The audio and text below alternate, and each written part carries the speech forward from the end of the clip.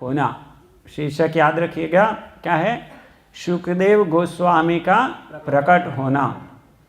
श्लोक क्रमांक 31 है ना। प्रशांतम आसीनम अकुंठ मेधसम मुनिम नृपः भागवतः अभ्युपेत्य प्रणम्य मूर्धना अवहितः कृत अंजलिः नत्वा गिरा सुनृतया अन्वपृच्छत्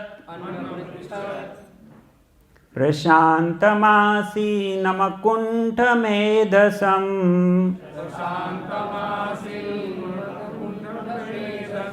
मुनिं नृपो भागवतो अभ्युपेत्य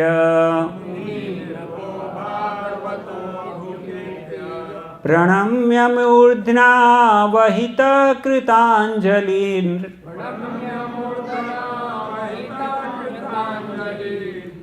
नत्वा गिरासु नृतयान्वपृच्छत्।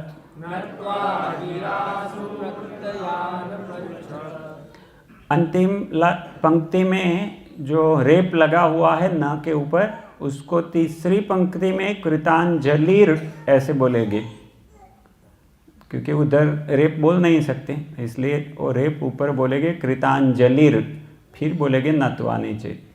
प्रशान्तमासीनमकुण्ठमेधसम्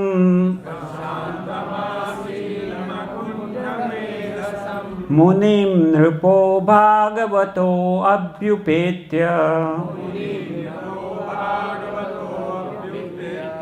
प्रणम्य मूर्धना वहित कृतांजलिर नत्वा गिरासु नृतयान्वपृच्छत्।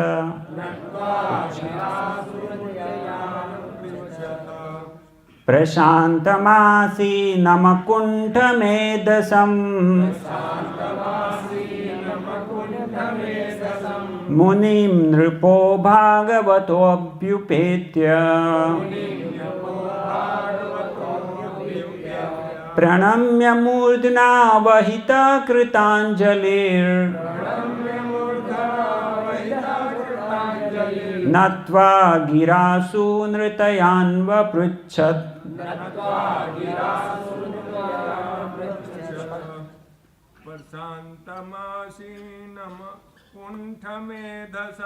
प्रशान्तमासीनमकुण्ठमेधसम् मुनिं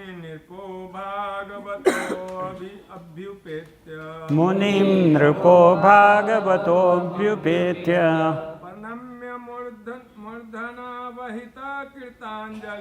प्रणम्य मूर्धना वहित कृतांजलिर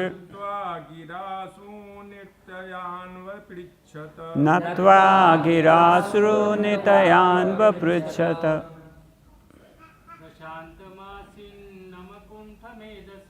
प्रशान्तमासीनमकुण्ठमेधसम् मुनिं नृपो भागवतोऽभ्युपेत्य प्रणम्य मूर्धना वहित कृतांजलिर नत्वा गिरासु नृतयान्वपृच्छत्।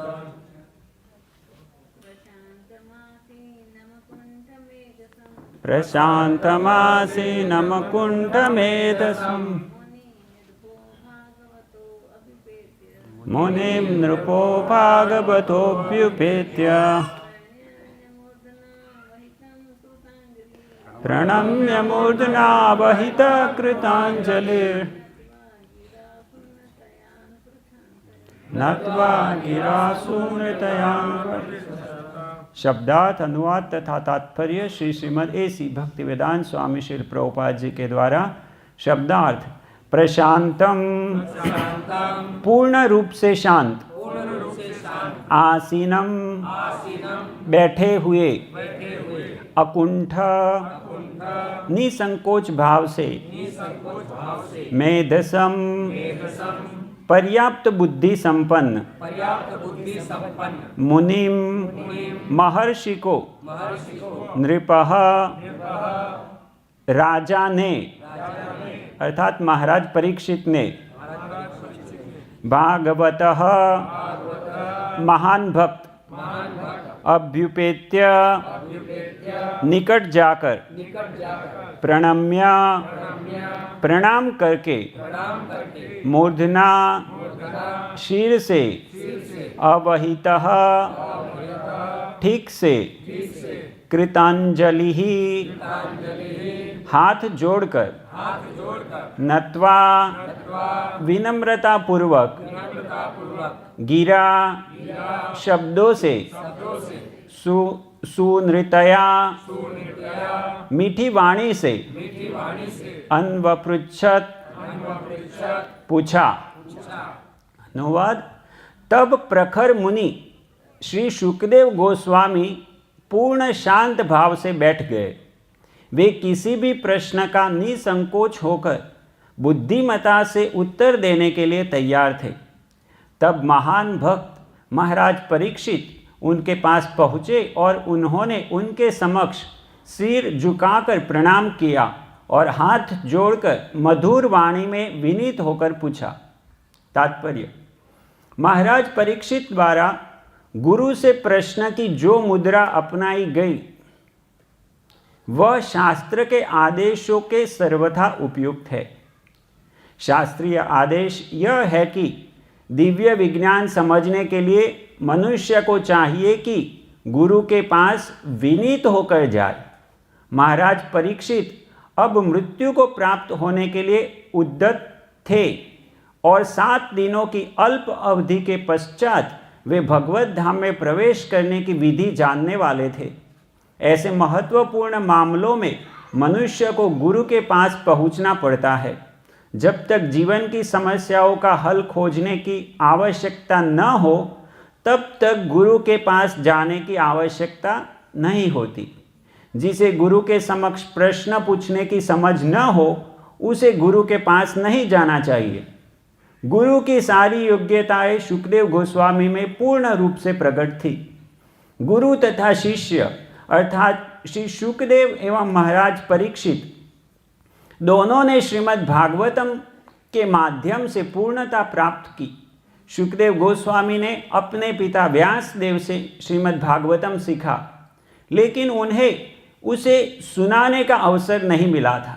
अतएव उन्होंने महाराज परीक्षित के समक्ष भागवत का पाठ किया और बिना हिचक के महाराज परीक्षित के प्रश्नों के उत्तर दिए। इस प्रकार गुरु तथा शिष्य दोनों को मुक्ति प्राप्त हुई।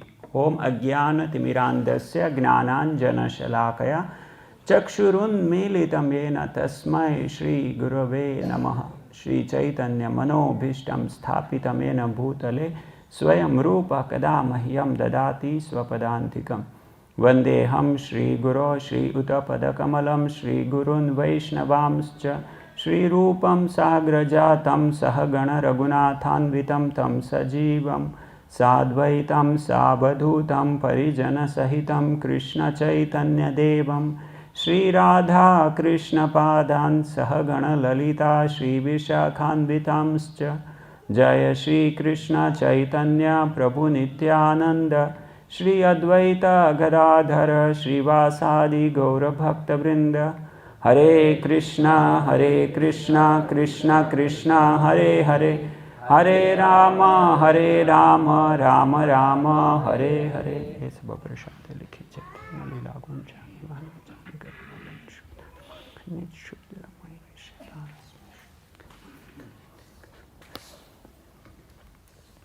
तो आज के इस श्लोक में हम देख रहे हैं कि कैसे परीक्षित महाराज शुकदेव गोस्वामी के पास गए और प्रभुपाद जी तात्पर्य में पहले ही पंक्ति लिख रहे हैं, महाराज परीक्षित द्वारा गुरु से प्रश्न की जो मुद्रा अपनाई गई वह शास्त्र के आदेशों कि सर्वथा उपयुक्त है। अभी आप लोगों ने जो भजन गाया, भजन के पहले उसका अनुवाद भी पढ़ा, आपने ध्यान दिया था वो भजन में क्या था? एक भजन में पूरी यही बात थी। ऐसे ही वो भजन इसलिए गाया है, ऐसा नहीं था कि टाइम फिलअप करना था, ऐसा नहीं था। गुरु महाराज इस बार जब प्रस्थान कर रहे थे यहाँ से आगे के लिए, तो अंतिम समय में बोल के गए कि भागवतम के बाद क्या आता है? तो ये वैष्णव गीत है। ये वैष्णव चैतन्य चरितामृत, चैतन्य चरितामृत के बाद में वैष्णव गीत। तो ये वैष्णव गीत है, उसमें सब फिलोसॉफी है। जैसे प्रभु जी अभी एक सेमिनार लेने वाले भूलिया तोमार के ऊपर, तो वो भक्ति विनोद ठाकुर उसमें जो लिख रहे हैं वो भजन में, वो उधर लिखा नहीं कि ये भागवतम के ये श्लोक से, बाकी है सब भागवतम से। तो ये भजन भी पूरा सिद्धांत दिखा रहा है कि कैसे वैष्णव के पास जाना चाहिए। हमारी स्थिति क्या है? हमारी स्थिति अंत में बताया ना, वो है संसार अनल। अनल अर्थात अग्नि, और संसार मतलब ये संसार। तो ये संसार की अग्नि जल रही है और हम उसमें पक रहे हैं, वो हमारी स्थिति है। तो कह रहे संसार अनल मागिबो विश्राम। तो एक स्थिति में से हम कैसे निकल पाएंगे? हम अपने आप से नहीं निकल पाएंगे। ये भव सागर कोई छोटा नहीं है। छोटा मोटा तैरने वाला है, वो नदी में इधर उधर तैर सकता है, लेकिन समुद्र में नहीं तैर सकता। समुद्र में कोई बोले मैं अफ्रीका से चालू करता हूँ तैरना और पूरा अमेरिका तक तैरता तैरता जाऊँगा, संभव है? वो संभव नहीं है। उसको कुछ चाहिए, स्टीमर चाहिए, नहीं ऐसे कोई जहाज चाहिए। तो ये भव सागर तो कोई एंड ही नहीं है। शास्त्रों में वर्णन है वैतरणी का और वो सब, उसका कोई एंड ही नहीं है। और वो तो प्रैक्टिकल भव सागर हो गया। लेकिन उसके अलावा हमारे जीवन में जो समस्याएं आती है, आए दिन नई समस्या होती, आए दिन नई समस्या। अभी आज ही मैं कहीं पर कोई जगह में पढ़ रहा था, अभी हमको सबको ये इंटरनेट की बहुत सुविधा हो गई। जो भी करना है इंटरनेट से, तुरंत क्लिक करो पेमेंट हो जाएगा, तुरंत सब क्लिक करने से हो जाता। अभी उसमें लिखा था 2023 में 5 बिलियन, बिलियन मतलब करोड़ शायद, है ना? 5 करोड़ कि 50 करोड़, 50 करोड़, 5 बिलियन मतलब 50 करोड़ साइबर क्राइम हुए। साइबर क्राइम मतलब क्या? पहले वो रात को चोर आते थे, घर में दीवार तोड़ के, नहीं तो खिड़की तोड़ के आके लूटफाट करके लेके जाते थे, और उसको ऐसा माना जाता था अरे चोरियां बहुत होती है। अभी ये आने से चोरियां नहीं होती, अभी चोरियां ऐसे होती, आप ऐसे क्लिक करोगे, आपका OTP पासवर्ड चला जाएगा, आपका सब पैसा खाली हो जाए। और इसलिए आप कॉल करते हैं, अभी आपको क्या सुनाई देता है? अरे भाई सावधान रहना, आपको जो कॉल आ रहा है वो किसी का हो सकता है जो आपका पैसा लेना चाहता है, इसलिए उसको OTP मत दो। गवर्नमेंट भी सबको दे रही है क्योंकि उसके ऊपर ब्लेम ना आए। अभी चालू किसने किया? आपने ही किया। तो कुछ सॉल्यूशन निकालने जाते, लेकिन उस सॉल्यूशन से इतनी बड़ी समस्या आती है, जो सॉल्यूशन से मतलब वो जो समस्या थी, मूल समस्या, वो मूल समस्या से उसका उपाय के कारण जो समस्या आई वो और बड़ी समस्या होती है। तो ये भव सागर ऐसा है, जैसे समुद्र में एक प्राणी होता है ऑक्टोपस, उसके 8 पाँव होते हैं, और वो कैसा होता है? उसकी पकड़ में कोई आ गया, अभी वो जितना छूटना चाहेगा उतना ज़्यादा जकड़ा जाएगा। तो भौतिक जगत ऐसा है, हम जितना उसमें सेटलमेंट करने जाएंगे हम ज़्यादा फंसते जाएंगे, और सेटलमेंट करने जाएंगे ज़्यादा फंसते जाएंगे। एक लोन लिया है, अभी उसको पूरा करना है, दूसरी लोन को पूरा करना है, तीसरी लोन, डूबते जाएंगे डूबते जाएंगे डूबते।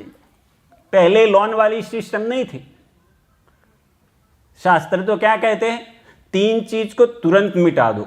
वो क्या क्या है? अग्नि, ऋण और बीमारी।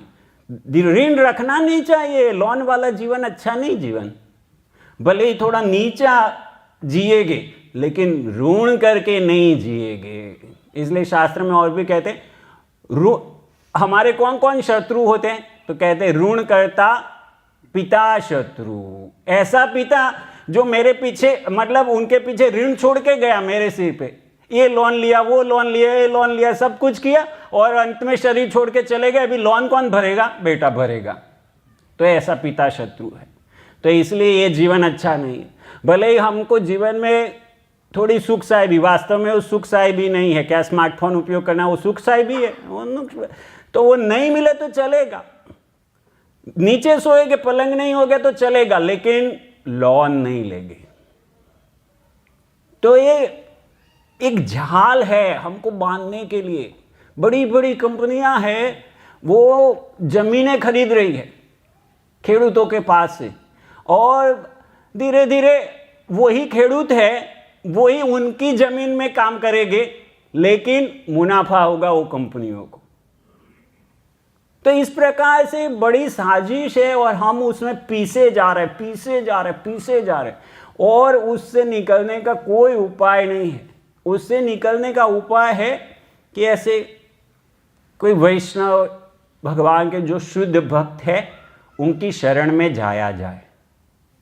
जब तक व्यक्ति ये नहीं समझता कि मैं पीसा जा रहा हूं, तब तक, यहां लिखा प्रभुपाद जी ने, जब तक जीवन की समस्याओं का हल खोजने की आवश्यकता न हो, तब तक गुरु के पास जाने की आवश्यकता नहीं होती है। गुरु के पास जाना कोई फैशन नहीं है। भाई हमारे बगल वालों ने गुरु बनाए तो हम भी एक गुरु बना लेते हैं। ये कोई फैशन नहीं है गुरु बनाना। वो तो हमारा भी एक, जैसे बाजू वाले के घर में कुत्ता है, हमारा घर में भी एक कुत्ता होना चाहिए, तो ऐसे बाजू वाले के गुरु है, हमारे भी गुरु होने चाहिए। नहीं, ऐसा नहीं है। गुरु के पास किसको जाना चाहिए? जिसको ये भौतिक जगत से निकलना है। गुरु के पास जाके ये नहीं पूछना चाहिए कि अभी मेरा फैक्ट्री कम चल रहा है, कैसे चलाऊं, या तो ये सब भौतिक समस्याएं लेके गुरु के पास नहीं जाना चाहिए। गुरु के पास जाके पूछना चाहिए। क्या पूछना चाहिए? तो गोस्वामी, रूप गोस्वामी, सनातन गोस्वामी हमको बताते हैं कैसे वो चैतन्य महाप्रभु के पास गए थे। और ये भजन में जो लिखा है वही विधि है। मुंह में तिनखा धारण करके, पूरा दंडवत करके जाके पूछते हैं के आमी, ऐसा पूछा, मैं कौन हूं वो बताइए। फिर बोलते हैं मैं सोचता था कि मैं बड़ा पंडित हूं, क्योंकि वो 15 भाषाएं जानते थे उस समय, और राजा के दरबार में बड़े मंत्री थे, फाइनेंशियल मिनिस्टर थे एक, और एक सलाहकार थे, तो बहुत बड़ी पदवी पे थे। तो वो कहते कि मैं सोचता था कि मैं बड़ा पंडित हूँ और लोग भी मुझे ऐसा सलाह लेने के लिए आते हैं, तो मैं भ्रमित था कि वाह मैं कितना बड़ा पंडित हूँ। लेकिन आज आपकी कृपा से मैं समझ पाया हूँ कि वास्तव में मैं पंडित नहीं हूँ। तो जब तक कोई भगवान के भक्तों की कृपा नहीं होती, तब तक कोई संभावना नहीं है कि व्यक्ति ये भौतिक जगत में जो पीसा जा रहा है, समस्याओं में पड़ा है, उसके सॉल्यूशन की ओर देख भी सके। वो देख भी नहीं सकेगा कि सॉल्यूशन ये नहीं है, सॉल्यूशन इस तरफ है, इस तरफ जाना पड़ेगा मुझे। और भगवान के भक्तों की जब कृपा होती है, उसको एहसास होता है कि कहीं मैं गलती कर रहा हूँ, मुझे कहीं और दिशा में जाना चाहिए। और फिर वो जितना शुद्ध भाव से प्रयास करता है, वो सही दिशा में जाता। तो पहला कदम है, अगर हमारी समस्याओं का समाधान लाना है, तो पहला कदम है कोई गुरु होने चाहिए। हम हर एक क्षेत्र में गुरु बनाते हैं, कोई भी क्षेत्र में आप जाओ, हर एक क्षेत्र में हमारा गुरु है। तो ये आध्यात्मिक जीवन के लिए भी एक गुरु होने चाहिए। हम दूसरे सब क्षेत्रों में गुरु बनाते हैं क्योंकि हम सोचते हैं हमको नहीं आता, और आध्यात्म में गुरु बनाने की क्या जरूरत है? क्योंकि मैं तो जानता ही हूँ भगवान कौन है, भगवद गीता क्या कहते हैं, मुझे पता है, इसलिए गुरु की क्या जरूरत है? गुरु क्या कहने वाले, वो तो मुझे सब पता है। ऐसा सोचते हैं हम सोचते हैं कि इसमें गुरु की जरूरत नहीं है, तो मैं सब कर लूंगा, मुझे इसमें सब में बताओ। नहीं, ऐसा नहीं है। ये भगवद गीता ओपन सीक्रेट है। भगवद गीता सबके पास है, मार्केट में मिलती है, लेकिन क्या सब पढ़ के समझ जाते कि भगवद गीता क्या कहना चाहती? कई लोग भगवद गीता के ऊपर भाष्य लिखने के बाद क्या कहते हैं कि ये कृष्ण तो एक व्यक्ति है, लेकिन परम सत्य तो कोई निराकार है। अभी कृष्णा बोल रहे हैं, स्वयं बोल रहे हैं कि मेरे ऊपर कोई नहीं है, फिर भी उनको और कोई निराकार दिखता है। तो इतना आसान नहीं, सीधा सीधा है भगवद गीता। जब तक उनकी ये विनम्रता नहीं है, शरणागति नहीं है, तब तक वो सीधा लिखा हुआ भी उनको उल्टा दिखेगा। तो इसीलिए अध्यात्म में गुरु चाहिए, और गुरु के पास कैसे जाया जाए वो आज के श्लोक में बताया है, नम्रता के साथ, विनम्रता के साथ। अभी प्रश्न होगा विनम्रता आएगी कहां से? तो मैं बताया ना, रूप गोस्वामी वो बताते हैं कि मैं तो सोचता था मैं बड़ा पंडित हूं, इतनी भाषाएं जानता हूं, लेकिन आज मुझे पता चला कि नहीं, मैं ये भी नहीं जानता कि मैं कौन हूं। के आमी केने आमाय झारे तापोत्रय, और मुझे 3 ताप क्यों सताते मुझे पता नहीं। मैं सोचता था मेरे पास पैसे नहीं है इसलिए मुझे 3 ताप सताते।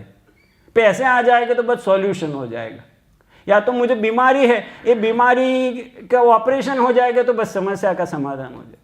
किसी को आंखें नहीं है तो कोई सोचता है कि इसको आंखें दे देने से इसकी समस्या का समाधान हो जाएगा। अभी दुनिया में कितने लोग हैं जिनके पास आंखें नहीं होगी? पूरी जितनी बस्ती है उसके 1% लोग होंगे शायद, और बाकी सब आंखें वाले हैं ना। तो जितने आंखें वाले उनको समस्याएं नहीं है, तो आंखें देने से समस्या नहीं आने वाली, किसी का हाथ डाल देने से समस्या नहीं आने वाली। तो ये जो गुरु है ना, वो गुरु ये भौतिक सॉल्यूशन नहीं देता, ऐसा कर दो, वैसा कर दो, ऐसा कर दो, और सीधा बोलता है देखो जब तक तुम कृष्ण को भूल के रहोगे तब तक तुम्हारी समस्याओं का समाधान नहीं आने वाला। तो चैतन्य महाप्रभु उधर उनको बताते हैं कैसे 10 दिन सनातन गोस्वामी को 2 महीना 1 महीना दशाश्वमेध घाट पर, और रूप गोस्वामी को वाराणसी में 10 दिन उपदेश करते हैं कृष्ण भक्ति के विषय में, और फिर आदेश करते हैं कि इसको प्रचार करो। तो ये पहला कदम है। अगर हम चाहते हैं कि हम समस्याओं से मुक्त हो तो पहला कदम है हमको गुरु के पास जाना पड़ेगा, और भगवान स्वयं एक कार्य करके हमको दिखाते। भगवान जब श्री राम के रूप में आते हैं, भगवान गुरु को स्वीकार करते हैं। भगवान जब कृष्ण रूप में आते हैं, गुरु को स्वीकार करते हैं। भगवान जब चैतन्य महाप्रभु के रूप में आते हैं, गुरु को स्वीकार करते हैं। उनको गुरु की क्या जरूरत है? वो गुरु को स्वीकार करके हमको दिखाते हैं, अरे भाई तुम गुरु को स्वीकार करो, गुरु की बात मानो, गुरु की सेवा करो। कृष्ण अवतार में भगवान ने उनके गुरु के प्रसन्नता के लिए उनके मरे हुए पुत्रों को वापस लेके आए थे। तो जब उन्होंने बोला क्या करें हम आपके लिए, तो बोले तुम कुछ सामान्य काम क्या करोगे, तुम तो इतने महान हो, तुम ऐसा कुछ कार्य करके दिखाओ मुझे जिससे ऐसे लोग देखे। तो क्या करके दिखाएंगे? तो ये मरे हुए पुत्रों को वापस लेके आ गए। तो गुरु भगवान दिखाते हैं कि गुरु के पास कैसे जाना चाहिए। तो यहाँ पर परीक्षित महाराज की जो रीत है, जो पद्धति है शुकदेव गोस्वामी के पास जाने की, हम देखते हैं एक एक शब्द कैसे उन्होंने कृतांजलि, आज भी कृतांजलि, ऐसे हाथ जोड़कर सिर मूर्धन्या प्रणम्य मूर्धना, ऐसे ऐसे नत्वा गिरा। लेकिन ये सब कैसे होगा? ये सिर ऐसे कब होगा? हमारा सिर ऐसे नहीं होता है। हम समझते हैं मैं तो सब कुछ जानता हूँ, मैं एक्सपर्ट हूँ, ये कर लेता हूँ, वो कर लेता हूँ, वो कर लेता हूँ। और जिसके साथ ऐसा होता है उसको और गर्व चढ़ता है। और इसलिए कुंती महारानी क्या कहती है? जन्म ऐश्वर्य श्रुत श्रीभिर एद मान मद पुमान नैवार्हत्यम विधातुम वै त्वाम किंचन गोचर। हे भगवान, जो जिसके पास अच्छा जन्म है, ऐश्वर्य है, श्रुत अर्थात बुद्धि, और श्री अर्थात सौंदर्य है, वो मद पुमान, उसको अहंकार हो जाता है बहुत, और इसलिए कभी भी आपको हृदय से नहीं पुकार सकता। तो जब व्यक्ति ये समझता है कि इसकी कोई वैल्यू नहीं है, तब उसको ये वास्तव में विनम्रता प्रकट होती है। इसलिए पहले तो हमको ये सुनना पड़ेगा, भाई हम शरीर नहीं है, हम आत्मा है, इस शरीर को लेके मैं जितना गर्व कर रहा हूं वो बेकार है, उसकी कोई वैल्यू नहीं है। प्रकृति की एक थप्पड़ से सब नष्ट हो जाए। हमारे आचार्यगण ये विधि भी हमको सिखाते हैं। श्रील भक्ति सिद्धांत सरस्वती महाराज, श्री प्रभुपाद के गुरु महाराज, वो उस समय के इतने महान पंडित थे कि कोई भी व्यक्ति उनके सामने आने से डरता था, और उनके पांडित्य को देख के, उनकी भगवान के प्रति श्रद्धा को देख के दूसरे लोग चाहते थे कि वो उनके शिष्य बने। दूसरे बड़े बड़े गुरु थे उस समय में, वो चाहते थे कि भक्ति सिद्धांत सरस्वती मेरे गुरु, मेरे शिष्य बने। लेकिन भक्ति विनोद ठाकुर कहे कि तुम जाओ गौर किशोरदास बाबा जी महाराज से दीक्षा ग्रहण करो। अभी गौर किशोरदास बाबा जी महाराज कौन थे? वो अनपढ़ थे, पढ़ा लिखे नहीं थे। हालांकि कभी कभी उन्होंने ऐसे वाक्य कहे हैं, ऐसे शास्त्रों से उद्धरण दिए हैं, पत्र भी लिखे हैं, लेकिन ऐसा जाना जाता है कि वो पढ़े लिखे नहीं थे। अभी वो कोई दैवी शक्ति से ही उन्होंने वो कार्य किया होगा, लेकिन वो पढ़े लिखे नहीं थे, अनपढ़ थे। इतने बड़े पंडित, और उनको जाना एक अनपढ़ व्यक्ति के पास गुरु बनाने के, पहले तो जाएंगे ही कैसे? हम जा सकते हैं?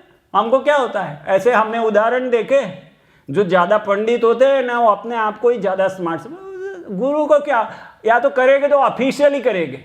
कैसे? गुरु कर दिया, लेकिन गुरु गुरु के घर में है, मैं मेरे घर में हूं, मैं अपनी बुद्धि से करता हूं। गुरु जी मुझे नहीं समझ पा रहे हैं, मैं क्या करना चाह रहा हूं, गुरु जी को नहीं समझ में आ रहा। तो भक्ति सिद्धांत सरस्वती महाराज, क्योंकि उनके पिताजी भक्ति विनोद ठाकुर ने कहा, तो गए गौर किशोरदास बाबा जी महाराज के पास। गौर किशोरदास बाबा जी महाराज अनपढ़ थे, और उनको क्या बोला, नहीं भाई मैं किसी को नहीं दीक्षा देता, तुम चले जाओ। तो उनको लगा, अरे मैं इतना बड़ा ज्ञानी, और इतने लोग मुझे दीक्षा के देने के लिए रेडी है, और ये मुझे बोल रहे तुम चले जाओ। मतलब उनके पास कितना मेरे से अधिक ऐश्वर्य, मतलब संतुष्टि, और भगवान के प्रति कितना प्रेम होगा, मेरे पास जो है उससे अधिक वस्तु होगी उनके पास, तभी तो मुझे वो रिजेक्ट कर रहे हैं। और वास्तव में वो था। गौर किशोरदास बाबा जी महाराज बाहर से पूरे अवधूत जैसे रहते थे, पूरी दुनिया के साथ कुछ लेना देना नहीं, लेकिन अंदर से हमेशा हरि नाम में भगवान के साथ डूबे रहते थे। तो उन्होंने बोला, नहीं भाई मैं तो किसी को दीक्षा नहीं देता, तुम चले जाओ। तो थोड़े दिन बाद भक्ति सिद्धांत सरस्वती महाराज फिर से गए। तो गौर किशोरदास बाबा जी महाराज बोला, नहीं मुझे तो पूछना पड़ेगा महाप्रभु से, चैतन्य महाप्रभु से मुझे पूछना पड़ेगा कि दीक्षा दूं कि नहीं दूं तुमको। तो फिर से चले गए। फिर थोड़े दिन बाद आए, बोले गौर किशोरदास बाबा जी महाराज बोले, मैं पूछना भूल गया चैतन्य महाप्रभु को। तो सोचिए, इतना बड़ा व्यक्ति ऐसे व्यक्ति से दीक्षा लेने के लिए जा रहा है, और वो ऐसे इग्नोर कर रहा है, वो ध्यान नहीं दे रहा है, उसकी क्या हालत होगी। तभी वो विनम्रता प्रकट होती है। और फिर एक भजन गाते हैं कि कांदिया कांदिया प्राण ना राखी वो हार, श्री भक्ति सिद्धांत सरस्वती महाराज, कि अगर आप दीक्षा नहीं देंगे तो मैं प्राण त्याग कर दूंगा। तो ये नम्रता के साथ जब उन्होंने अप्रोच किया, फिर गौर किशोरदास बाबा जी महाराज उनको स्वीकार करते। लेकिन आधुनिक जो जीवन पद्धति है इससे विपरीत है। आधुनिक जीवन पद्धति में क्या कहते हैं कि आप कर सकते हो, आप आगे बढ़ो, मीन्स उल्टी दिशा में लोगों को आत्मविश्वास देने के बदले उनको नास्तिक बनाया जाता है। उनको इस नाम पे चलता है कि उसको आत्मविश्वास देना और ये इस प्रकार से ऊपर उठाना, लेकिन वो आत्मविश्वास नहीं दे।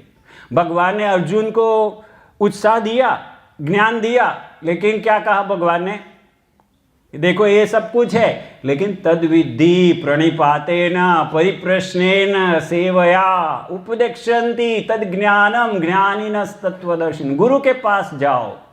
तो भगवान ने ऐसा नहीं कहा कि बस उठो और लड़ो, तुम्हारे पास इतनी शक्ति है, देवताओं ने अस्त्र दिए हैं और तुम्हारे गुरु के आशीर्वाद है, तुम क्यों बैठ गए हो, तुम्हारे पास शक्ति है, तुम लड़ो ना। ऐसा नहीं कहा भगवान ने। भगवान ने सत्य का दर्शन कराया।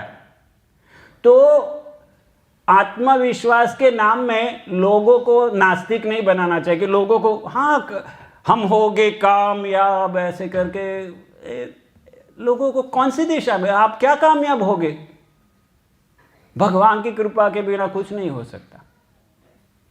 तो जो वास्तविक गुरु होता है वो एक दूसरे टेम्पररी सॉल्यूशन नहीं देता। आंख लगा दो, हार्ट लगा दो, किडनी लगा दो, या तो खाना दे दो, कंबल दे दो, एक टेम्पररी सॉल्यूशन नहीं देता। जो वास्तविक गुरु होता है वो वास्तविक सॉल्यूशन देता है। इससे समस्या का समाधान नहीं होगा भाई। मैं तुम्हारे पास खाना नहीं, आज के लिए मैं खाना दूंगा, कल कौन देगा तुमको, परसों कौन देगा? तो इससे समाधान नहीं होने वाला। समाधान क्या है? तुम्हारी समस्या की जड़ कहाँ है, तुमको ये समस्या आई क्यों, चलो उधर चलते हैं। तो वास्तविक गुरु होता है वो ऐसे लेके जाता है कि तुम्हारी समस्या की जो जड़ है उसको मिटाए। तो जब व्यक्ति ऐसे गुरु के पास जाता है तो इस संसार अनल कहो या संसार दावानल कहो, उसमें से मुक्ति का मार्ग शुरू हो गया। वो इसमें से निकल जाएगा। आज नहीं निकलेगा तो कल नहीं, ये जीवन में नहीं तो अगले जीवन में। लेकिन जब तक इस तरफ नहीं गया तो जन्मों जन्मों जन्मों, कितने कोटि जन्म यही संसार में घूमता रहेगा। तो इसलिए आवश्यकता है कि हमारे जीवन में कोई ऐसे व्यक्ति को हम अप्रोच करें, जैसे शुकदेव गोस्वामी, जिनके पास हम जाए। अभी जब ऐसी बात आती है कि ऐसे शुद्ध भक्त के पास जाए तो प्रश्न होता है, लेकिन ऐसा कोई शुद्ध भक्त दिखता ही नहीं है, कहाँ ढूंढने जाएंगे हम? बाहर से कैसे पता चलेगा? ऐसे 1000 प्रकार के प्रश्न आते हैं कि इनमें वो है, इनमें ये है, इनमें ये है। तो कैसे ढूंढे हम? हमको गुरु तो चलो पहले तो लोगों को गुरु ही नहीं बनाना होता है, लेकिन अभी हम समझ गए कि ना भाई हम अपने आप से कुछ नहीं कर सकते, हमको तो गुरु बनाना है। लेकिन कहाँ जाके गुरु बनाए, किसको बनाए गुरु? सब ढोंगी है, सबका न्यूज़पेपर में आता है, इधर आता है उधर आता है, हम किसको बनाए गुरु? तो सही गुरु, अगर किसी व्यक्ति को सही गुरु नहीं मिलते तो गलती किसकी है?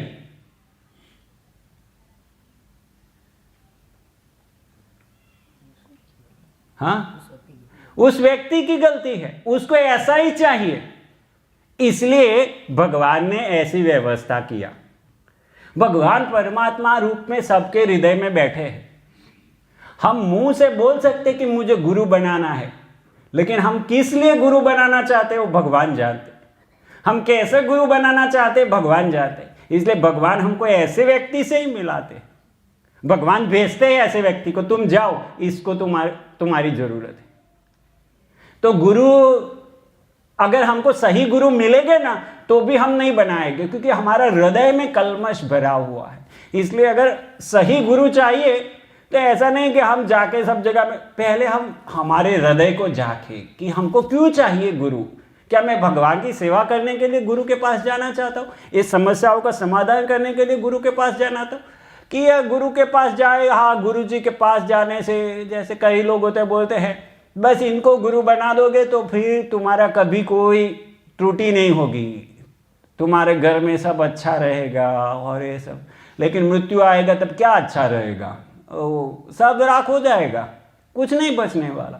तो वो हमारे ऊपर है, हमको सही गुरु मिलना। गुरु प्रकट हो गए, मैंने कहा था ना टाइटल, शुकदेव गोस्वामी का प्रकट होना। परीक्षित महाराज ढूंढने गए थे, शुकदेव गोस्वामी अपने आप से उधर आ गए। और परीक्षित महाराज के पास क्यों आए हो? क्योंकि परीक्षित महाराज उधर गए और उन्होंने दूसरे बहुत सारे लोगों को बहुत उपाय पूछे कि अभी भाई मैं अंतिम समय है, मैं क्या करूं? और दूसरे लोग बहुत उपाय दे रहे थे, लेकिन परीक्षित महाराज को संतुष्टि नहीं हो रही थी। नहीं भाई, इसमें तो ये है, इसमें तो ये है, इसमें तो ये है, इससे नहीं होने वाला काम। तो भगवान परमात्मा रूप में परीक्षित महाराज के अंदर भी है, सुखदेव गोस्वामी के अंदर भी है, दोनों का मिलन करा दिया। लेकिन जो व्यक्ति को सही गुरु नहीं चाहिए, उसको ऐसा ही कुछ सस्ता चाहिए, तो भगवान ऐसा मिलन करा देते हैं। लो भाई, भौतिक जगत में सब रहेंगे। और कलयुग का एक लक्षण है, आप 12वां स्कंद पढ़ेंगे तो कलयुग में ढोंगी गुरु का राप, ऐसे गुजराती में कहते राफड़ो फाट्यो, ऐसा होने वाला है। हर एक गली में एक गुरु मिलेगा आपको, हर एक गली में एक गुरु मिलेगा। अभी सही गुरु चाहिए तो कहां जाएं? ढूंढने जाने की जरूरत नहीं, आप आपके हृदय को साफ करो। आपको क्या चाहिए? वास्तव में भगवान चाहिए, भगवान की सेवा चाहिए, ये जगत से निकलना है बाहर, तो रेडी है। गुरु हो गए, गुरु आपको भगवान भेजेंगे, भगवान की कृपा से आपको गुरु मिलेंगे, और गुरु गाइड करेंगे कैसे भगवान के पास जाया जाए। वो बताएंगे भगवान कृष्ण है भाई, देखो तुम भोक्ता नहीं हो, भोक्ता तो भगवान है, तुरंत बताएगा। वो बताएगा देखो भाई, ये छोड़ो, नशा करना, मांसाहार करना, जुआ, व्यभिचार, ये सब छोड़ो, ये बताए। गुरु शास्त्र में बता दे, जिसके गुरु नहीं होते वो अनाथ है। कैसा है? गुरु नहीं है वो अनाथ है, और जिसके गुरु है वो सनाथ है, उसके स्वामी है, नाथ अर्थात स्वामी। तो उसके जो गुरु कर लेता है वो सनाथ है। अभी आप देखिए, एक कुत्ता है जो गली का कुत्ता है, उसकी हालत क्या होती है? और एक कुत्ता होता है जिसका कोई मालिक है, मालिक अर्थात नाथ, सनाथ। एक कुत्ता है इसका मालिक है, और दूसरा कुत्ता है उसका मालिक नहीं। अभी देखिए, वो जिसका मालिक नहीं है, एक घर में जाता है उधर से डंडी पड़ती है, एक घर में जाता है उधर से डंडी, कोई देखता नहीं। और जिसका मालिक है पूरा ध्यान देता है उसका। बीमार हो जाता है तो डॉक्टर के पास ले जाता है, शाम होती है तो ऐसे लेके घुमाने के लिए जाता है, सब सेवा करता है। तो जिसके कोई नाथ है वो है सनाथ। लेकिन ऐसे नाथ नहीं किए तो हमें अनाथ, और फिर अनाथ व्यक्ति की हालत ऐसी। अब ये नाथ शब्द का एक दूसरा भी मतलब होता है। गुजराती में तो नाथ शायद कहेंगे, खाली नाथ। बैल के संबंध में नाथ कहेंगे तो पता चल जाएगा। हिंदी में क्या कहते हैं उसको? नाथ को, बैल को इधर लगाते हैं, हाँ, लगाम भी बोल सकते हैं, लेकिन और कुछ हो, नाथ ही बोलते हैं ना, हाँ। तो वो भी नाथ होती है, जो बैल को यहां लगती है ना, वो नकेल। तो सनाथ अर्थात जिसको नाथ लगी है वो। नाथ किसको लगती है? तो जब तक बैलों की बिक्री नहीं होती, बैलों के कोई मालिक नहीं होते, उसको नाथ नहीं लगती। और नाथ नहीं होती है तो बड़ी मजा है बैल को, क्योंकि नाथ लगने से वो बंध जाता है ना, उस कंट्रोल में आ जाता है। नाथ नहीं होती तो बड़ी मजा है, मजा से घूमो, इधर उधर जहां जाना है घूमते रहो। तो नाथ बिना का जीवन है, हमको लगता है कि मजा का जीवन है, अपने मन से घूमो, जो भी करना है, जहां पर भी जाना है। लेकिन जिस दिन आप बीमार हो गए, आपको कोई देखने वाला नहीं, आपका कोई हाल पूछने वाला नहीं है। लेकिन जो सनाथ होता है, जो बैल सनाथ है, उसको मालिक को टेंशन है, ये शाम पड़ी क्या खाएगा, ये बीमार हुआ क्या करूँगा। वो मरेगा, मरने के बाद जिसके नाथ है वो गड्ढा करके उसमें डाल के, नमक डाल के उसको ढकते हैं। जिसके मालिक नहीं, वो बैलों की क्या हालत होती, ऐसे ही सड़ते रहेंगे, और कुत्ते बिल्ली और गीद सब खा जाएंगे उनको। तो इतना अंतर होता है। नाथ लगाने में इतना फायदा है। हमको लग सकता है कि स्वतंत्रता का जीवन अच्छा है, नाथ लगाने की नहीं, ये नाथ लगाने में फायदा है। हमको लगता है कष्ट है, नहीं, कष्ट नहीं है, ये फायदा है। वो क्यों नाथ डालते हैं? हम कोई गलती ना करें इसलिए नाथ डालते हैं। और नाथ कि हमको रेगुलेट करने के लिए होता है, नियंत्रित करने के लिए। तो ऐसे भक्ति जीवन में भी नाथ होती है। गुरु नाथ देते हैं। क्या नाथ देते हैं? भाई नशा नहीं करो, मांसाहार नहीं करो, जुआ नहीं, व्यभिचार नहीं, और हरे कृष्णा महामंत्र जपो, ये गुरु नाथ देते हैं। अब ये नाथ कोई बड़ी बात है? अगर कोई नशा करता है, मांसाहार करता है, जुआ खेलता है, वह विचार करता है, तो वो तो मनुष्य भी नहीं है, पशु के समान है।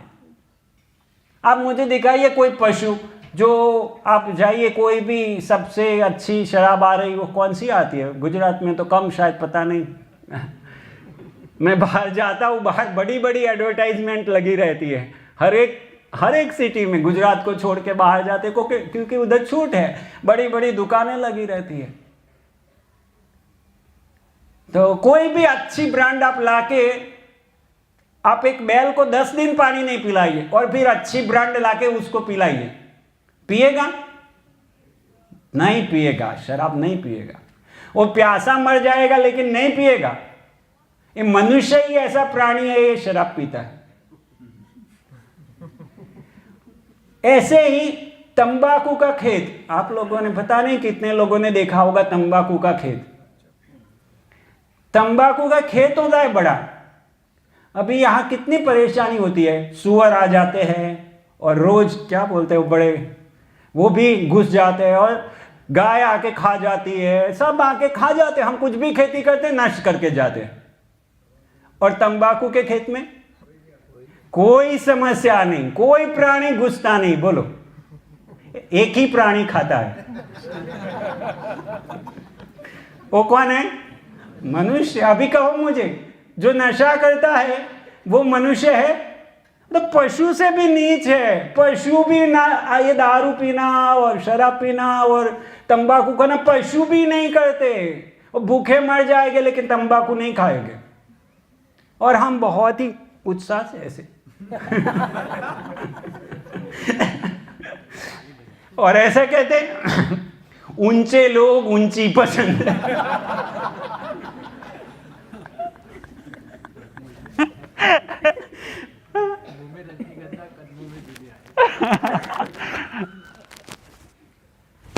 और अंग्रेजी में भी ऐसा कुछ है वो पीने वालों के लिए। अगर आप पीते हो तो शेयर नहीं, लीव लाइक किंग साइज। मतलब ऐसे छोटी मोटी बीड़ी पीने वाला, उसमें मजा नहीं। बिस्टोल, व्हील्स, और अभी कॉलेज के लड़के भी पीना शुरू कर दिया। और फिर पहले तो बहुत शर्म होती थी, किसी को ऐसा पीने की लत हो तो सबके बीच में नहीं पीते थे, लेकिन अभी तो बहुत कॉमन हो गया। और पुरुष पी रहे हैं और अभी वो अंतर भी नहीं रहा, पुरुष और स्त्री अलग रहना है तो पुरुष और स्त्री साथ में रहते हैं। और पुरुष पीते हैं तो स्त्रियां भी पीती है। इतना नीचे चले गए, स्त्रियां भी, कोई समस्या नहीं, वो पीते हैं, सब कुछ खाते हैं, गुटखा खाते हैं, शराब पीते हैं, बिस्टोल, ये सब पीते हैं। तो ये मनुष्य से भी नीचे गिर गए।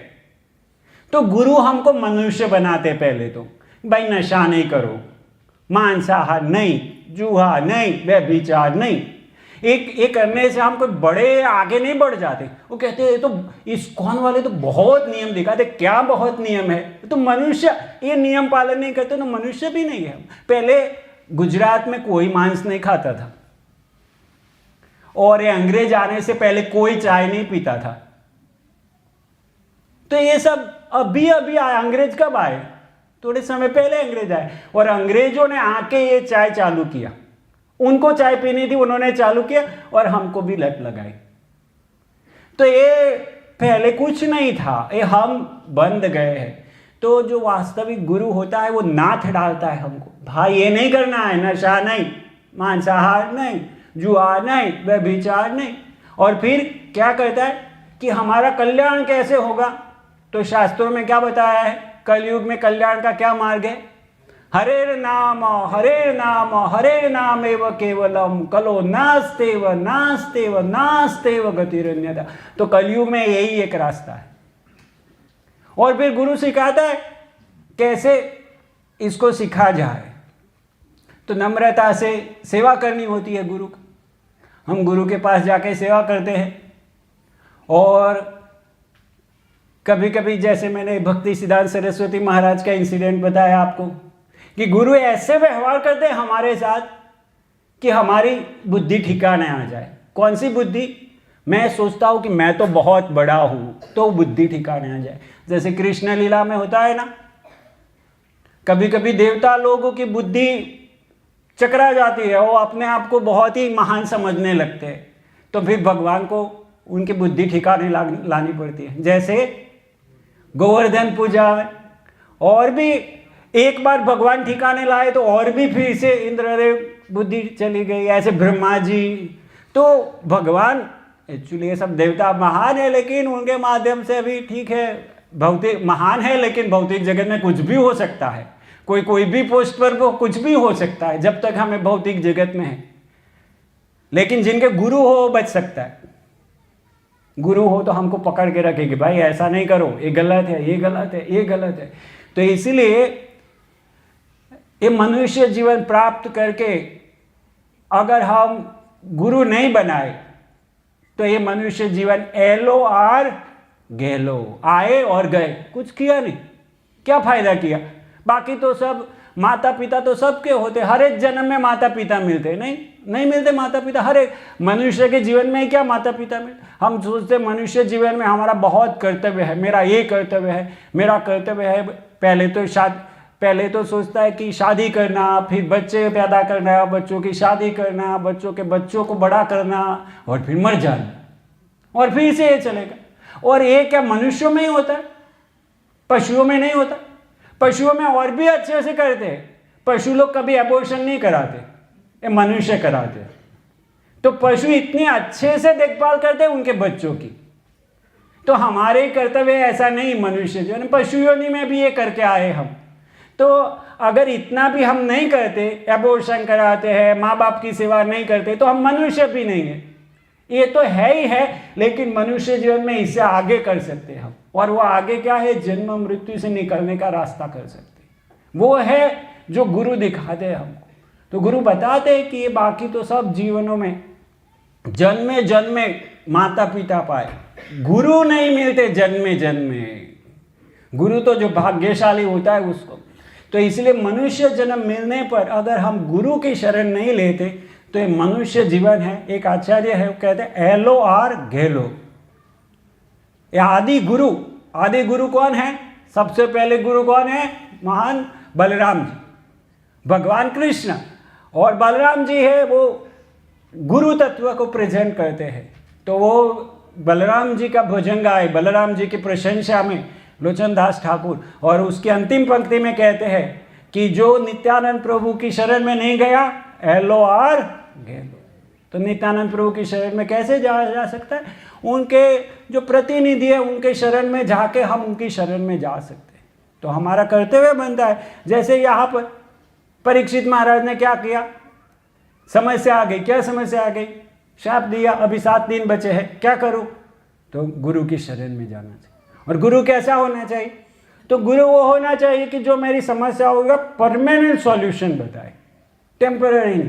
अभी शुकदेव गोस्वामी भी एक बार ऐसे टेम्पररी सॉल्यूशन बताए। जब 5वां स्कंद पूरा हुआ तो 5वां स्कंद के अंत में सब नरकों का वर्णन किया शुकदेव गोस्वामी ने। तो परीक्षित महाराज को बड़ी दया आई कि आपने जो बताया वो तो बड़ा खतरनाक है। सभी लोग तो ऐसे कार्यों में लगे, क्योंकि उन्होंने 28 प्रकार के नरक बताए थे और अलग अलग प्रकार के कर्म बताए थे जिससे वो नरक में जाते। तो बोले ये तो बहुत बड़ा खतरनाक है, कौन बचेगा इससे? तो बोले कोई उपाय बताओ, इससे कैसे लोग बच सकते हैं? तो बोले प्रायश्चित कर लेना चाहिए। अगर हमसे कुछ पाप हो गया तो क्या करना चाहिए? उसका प्रायश्चित कर लेना चाहिए, तो पाप का फल नहीं लगेगा। हमको कोई ऐसा कहेगा तो बढ़िया बात हो गई, चलो भाई पाप करो और फिर प्रायश्चित कर लो, पाप करो फिर प्रायश्चित कर लो, अच्छा काम हो गया, मजा करते रहो और कुछ करने की जरूरत नहीं। लेकिन परीक्षित महाराज ऐसे मूर्ख नहीं थे। वो बोले नहीं भाई, इससे तो काम नहीं बनेगा।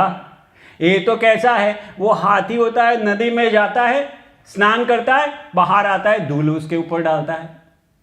ऐसे ही मैं पाप करूंगा फिर पुण्य करूंगा, फिर पाप करूंगा फिर पुण्य करूंगा। तो इसका क्या मतलब है? कुछ अच्छा उपाय बताए। फिर दूसरा उपाय बताते। क्या दूसरा उपाय?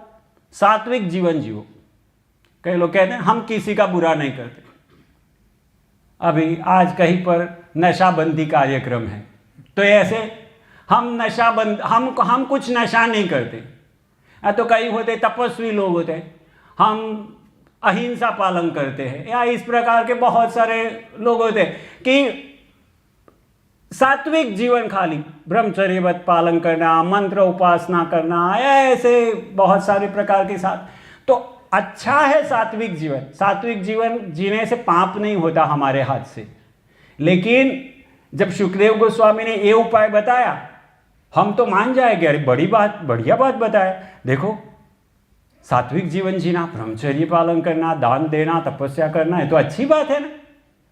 लेकिन परीक्षित महाराज नहीं माने, क्योंकि परीक्षित महाराज का हृदय में कोई कलमश नहीं था, वो कलमश धुल गया था। उनको एक भौतिक जगत की कोई भी चीज अच्छी नहीं लगती थी।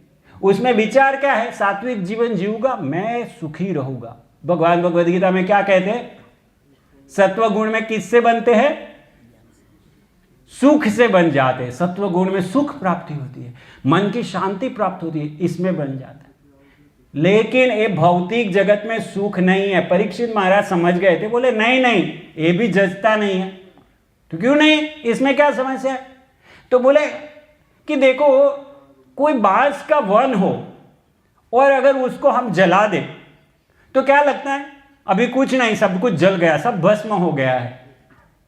लेकिन बारिश आएगी तो क्या होगा, जैसे ही बारिश आएगी फिर से बैम्बू निकलना, उस तरह से बांस निकलना शुरू हो जाएगा, क्योंकि उसकी गांठें अंदर रहती है। तो आप खाली सात्विक जीवन जियोगे तो क्या होगा, ऊपर से ऐसे शांत रहोगे। लेकिन जैसे ही परिस्थिति उत्पन्न हुई तो तुरंत गाड़ी पलटी मार जाएगी। तो ऐसे बहुत सारे उदाहरण हो सकते हैं कि अगर जब इवन हमारे जीवन में भी हम देखते हैं ना, जब तक भक्तों के संग में होते अच्छा लगता है, जैसे ही उस तरफ जाते, हाँ महाराज नहुष, और ये नृग, राजा नृग, तो मतलब नहीं, राजा नृग नहीं, लेकिन महाराज नहुष बहुत अच्छा उदाहरण प्रभु जी ने बताया।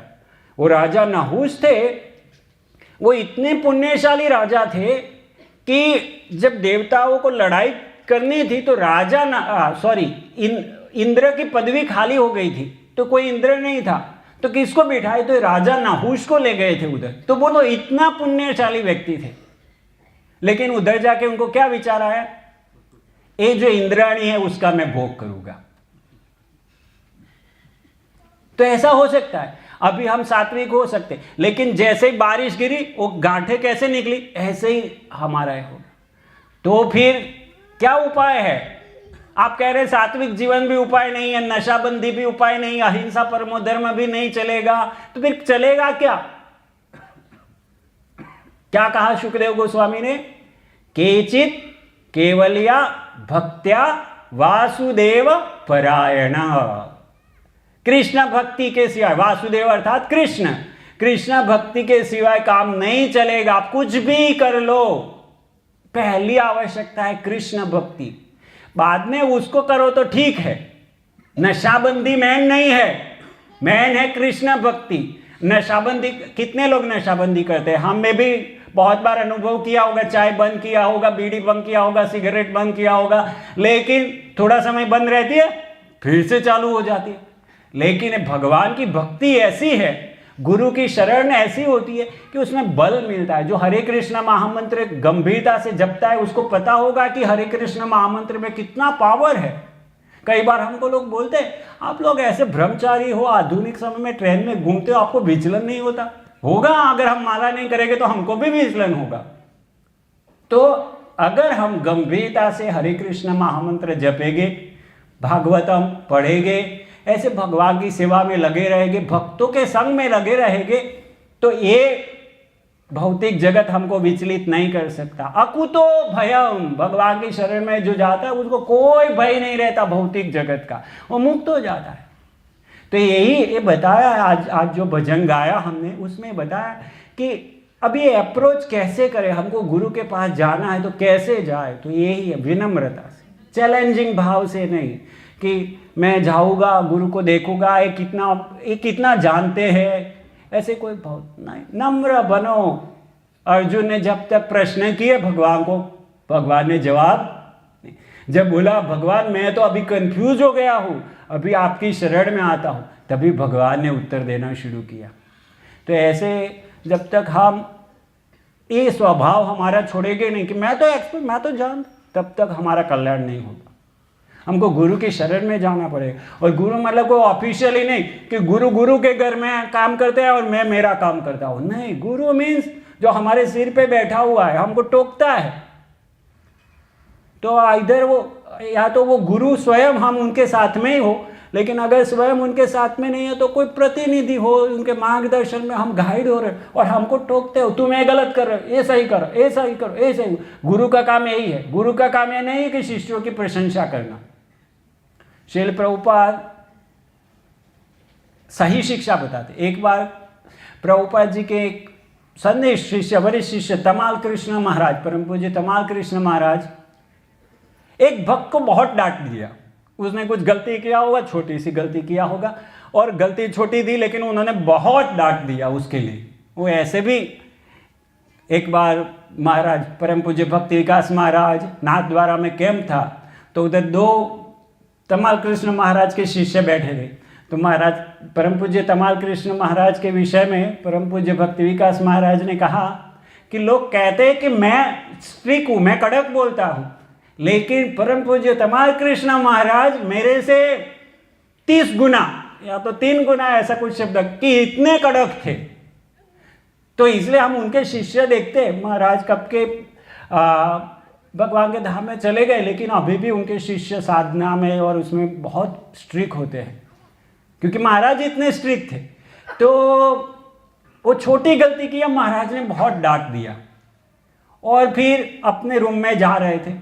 रूम में जाते समय उनको ऐसे मन से ऐसा हो रहा था, अरे इतनी भी बड़ी गलती नहीं थी, इतना नहीं डांटना चाहिए था। ऐसे करके मन रूम में जा रहे थे, मन में ये सब चल रहा था। और इतने में उन्होंने प्रभुपाद जी का एक प्रवचन चलाया, और उस प्रवचन में प्रभुपाद जी कहते हैं गुरु का कर्तव्य है कि शिष्य को डांटे, शिष्य की गलती ना हो तो भी शिष्य को डांटे, ये गुरु का कर्तव्य है। चाणक्य पंडित भी यही कहते हैं, शिष्य और पुत्र को दुलाल नहीं, शिष्यम तो पुत्र न दुलालेत ताड़येत, उसको ताड़न करना चाहिए। दुलाल किया तो बिगड़ जाएगा। शिष्य और पुत्र दोनों, अगर आप ताड़न करोगे, लालन करेंगे ज्यादा तो बिगड़ जाएगा। हम देखते हैं अभी यही होता है, बच्चों को कुछ बोलते नहीं है, और इसलिए हम देखते हैं बच्चों का क्या हाल होता है। थोड़े समय बाद माता पिता के कंप्लेन करते, प्रभु जी हमारे सुनता नहीं। तो आपने नाथ डाली नहीं। बैल को कब नाथ डालते हैं? जब छोटा होता है तभी नाथ डालते थे। बैल को 5, 7 साल 10 साल हो जाए, बाद में बोलो अभी नाचना है बैल को, हो सकता है? नहीं हो सकता। कोई प्लांट हम लगाते हैं, उसको छोटी उम्र में भी सीधा कर देना पड़ेगा, वो टेढ़ा जा रहा है। तो ऐसे बच्चे छोटी उम्र में उनको सीधा करना पड़े। वो पूरा बता है कितनी उम्र में डांटना चाहिए, कितनी उम्र में प्रेम करना चाहिए, चाणक्य पंडित सब बता।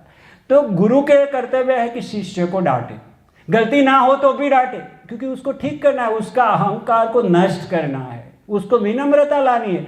गुरु के पास जाके विनम्रता आई तो हमने गुरु बनाए।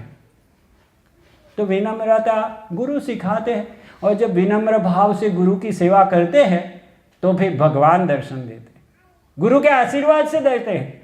गुरु की इसमें क्या बताया? आवेदन है वैष्णवेर आवेदन, वैष्णवेर आवेदने कृष्ण दयामय इहो न पामर प्रति हबे न सदय। तो कह रहे हैं कि उसके ऊपर वाली लाइन, सुनिया आमार दुख वैष्णव ठाकुर आमा लागी कृष्णे आवेदिबेन। तो कहते हैं मैं गला वस्त्र कृतांजलि, गले में वस्त्र धारण करके कृतांजलि करके, गले में वस्त्र अर्थात पट्टा, देखो मैं आपका कुत्ता हूँ, इस प्रकार से कृतांजलि करके मैं उनके पास जाऊंगा, उनको मैं बताऊंगा मेरा दुख क्या है, मैं कृष्ण को भूल के ये जगत में आया हूँ और अभी ये विषय वासना से मुक्त नहीं हो पा रहा हूँ, आप कृपा कीजिए। और मेरी ये प्रार्थना करने पर वो वैष्णव क्या करेंगे? वो भगवान को प्रार्थना करेंगे। ये भजन में हमने ये गाया कि वो भगवान को प्रार्थना करेंगे, और भगवान क्या है? उनके भक्त की बात मान लेंगे, और ऐसे मेरा उद्धार हो जाएगा। तो यही बात यहाँ पर बताई है। परीक्षित महाराज ऐसे देखे कृतांजलि, और इस प्रकार से सुखदेव गोस्वामी महाराज के चरणों में जा, तो ये कुछ मुद्दे थे, ये जो चल रहा है घटना, उससे हम देख सकते हैं कि प्रकट हो गए सही गुरु अगर हमारा हृदय शुद्ध है तो।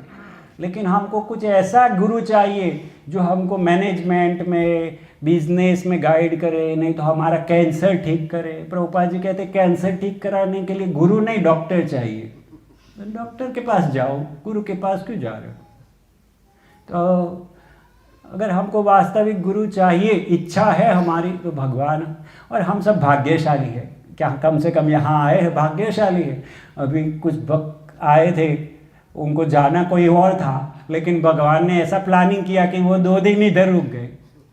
तो कई भक्तों का ऐसा हुआ कि ऐसा कैसे हो गया? तो उसमें कोई होगा जिसका हृदय में सही विचारधारा होगी और इसलिए इधर आया, और भगवान की कृपा से ऐसा संयोग बैठा, कुछ बातचीत हुई, और जाते समय माला, धोती, भगवद गीता सब कुछ लेके गया। उसके लिए नहीं, उसके बेटे के लिए भी कंठी माला और सब कुछ लेके गए। तो ऐसे अगर हम गंभीर हो गए ना, हम कहीं कजाकिस्तान में पड़े हैं ना, कहाँ अंटार्कटिका में पड़े हैं, उधर भी हमको सही गुरु मिल जाए। लेकिन हमारा हृदय दूषित है ना, तो सही गुरु मिलने पर भी हम क्या बोलेंगे? एक गुरु महाराज समझते नहीं मैं क्या करना चाहता हूँ, ऐसा होगा। हरे कृष्णा। श्रील प्रभुपाद की जय, श्रीमद् भागवतम की जय, गौर प्रेमानंदे।